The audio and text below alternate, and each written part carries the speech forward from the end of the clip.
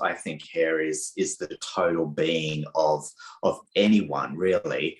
I mean, I've been doing this now for 30 years, and I'm all about, I think we were just talking before about, it really is a journey about working out your hair. And, when you're young, you don't appreciate, what texture you've got, or how you can deal with the texture, how you can tame the texture. And, when you and I grew up, all those years ago, back then it was all about, that Japanese hair straightening, which just tortured the life out of, I had it. but we all had it, didn't we? And we all practiced it, but that's what we did. And so, and I've had the salon now for, next year will be 25 years. So I've seen the whole phase of, getting that Japanese straightening, because everyone wanted poker straight hair. And, I would get all these ethnic girls that came from the suburbs that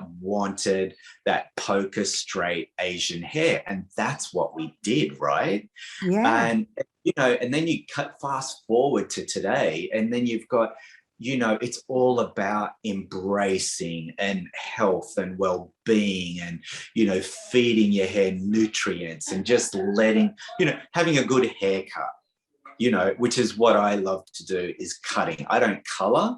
You wouldn't want me to color your hair, but I can give you a great haircut that you can wash and wear, or you can blow it out once a week, and it's going to work for you. You're citing texture as the most important determinant of the most suitable cut. So I'm going to jump in here. Texture is one of the things that really changes as we age. We get hair thinning, not just in the amount of hair that we have, but possibly in the texture of the hair. So maybe the look that worked for you in your 20s, and maybe you could pull off curtain bangs in your 20s, maybe in your 40s and your 50s and your 60s, you need to have a relook with a great hairdresser as to what your texture and your lifestyle is.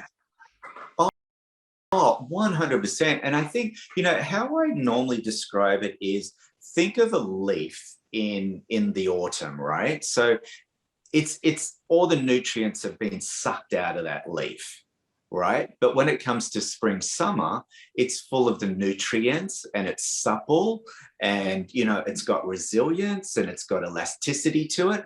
So you're talking in the exact same way as we talk about skincare. Well, yeah. I mean, that's how, I love beauty, whether it's hair or face, whatever. So, and trust me, I've done a million beauty editors, and I still do a million beauty editors to this day. So I guess you could say I know that language, I guess you could say. And does menopause affect the skin, the hair health and texture? Oh, 100%. And that's where hair supplements come into it.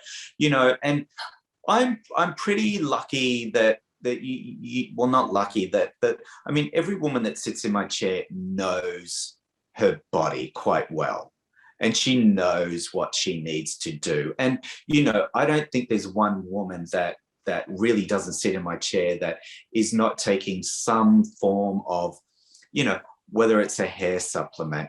And what's a hair, in terms of ingestibles, what are some of the supplements that you think, that you were talking about, ingredients that you think are worthwhile taking as ingestibles? As in ingredients? Yeah. Or brands? Ingredients, yeah. Well, Omega is exactly what, fish oil is exactly what I talk about all the time. Omega is kind of like the holy grail, if you will, for keeping the hair plumped up. Because, when you get older, you need to keep each hair strand needs to be plump. That's the goal. So whatever you can fill the cuticles up, and you and I know what cuticles look like. So think of, scales of a fish. So when you're giving yourself, whether it's a supplement, a supplement is all about, and I'm all about it. It's all about well-being and treating your body so beautifully and getting the maximum out of what you can get, you know. And then on top of that, then you've got, you know, your hair treatments. Do you opt for an oil treatment for shine? Do you opt for a protein treatment for strength? Do you opt for a hydrating treatment for moisture? What would you recommend with curly hair? Well, first and foremost, I always cut any kind of curly hair, wavy hair dry. Oh, okay. So, yeah. So we ask the client to come in clean hair. I can look at it and I can see how it looks naturally. Because if they wear it also in those ringlets, for example, let's talk ringlets. If they wear it in ringlets, that's how they're going to wear it. They're not going to blow it out or anything like that because it's too hard for them. So then I never keep it one length, and I'll always go, I'll start around the perimeter of the hairline, and I'll gauge how it's moving and see how it's sitting. And I take pieces out all different times. So I don't just, and the other thing is I never cut a straight line in this hair texture either. Because when you cut a straight line in this texture, it'll bounce up for a start, and it'll bounce up to look solid. So this hair type, I always point cut into it, so it sits really soft. I never use thinning scissors. I just don't use thinning scissors at all. I tend to do everything with scissors. So when you cut, especially that hair type with scissors, you'll still get texture, but where a lot of hairdressers I find not go wrong, but when a client says, I've got thick hair and I need it thinned out, a lot of hairdressers will go straight to the thinning scissors, or they'll go to a razor.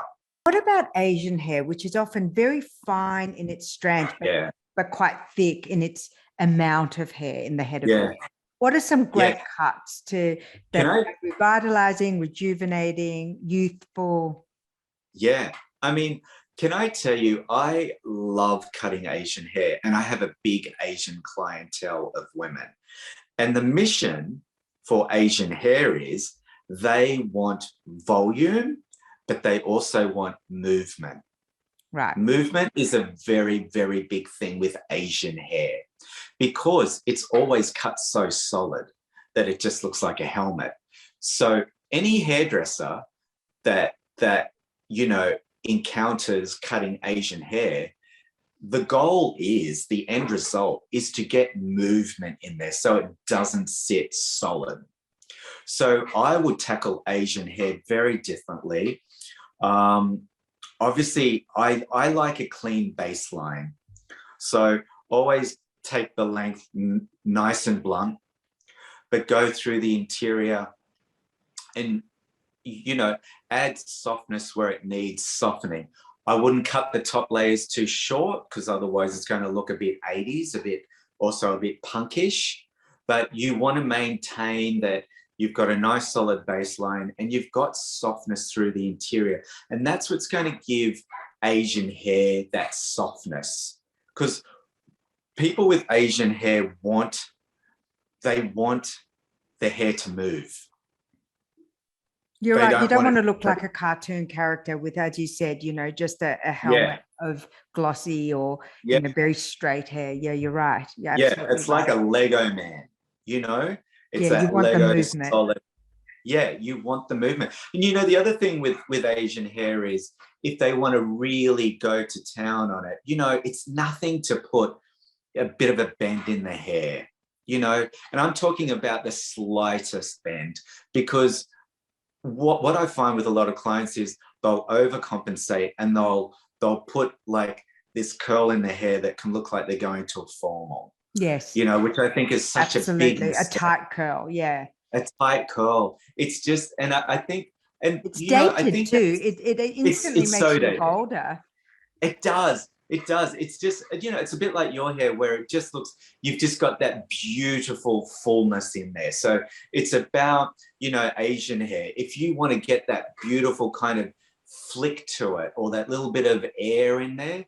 It's about just getting, whether it's a flat iron and just putting just a bump in there, or you've got a big fat tong, it's just about putting that bend in the mid-lengths and leaving the ends. Like, I never curl ends. I never put a wave in the ends because it looks dated. It's all about, for me, keeping the roots more flat, and the mid-lengths is what does the talking.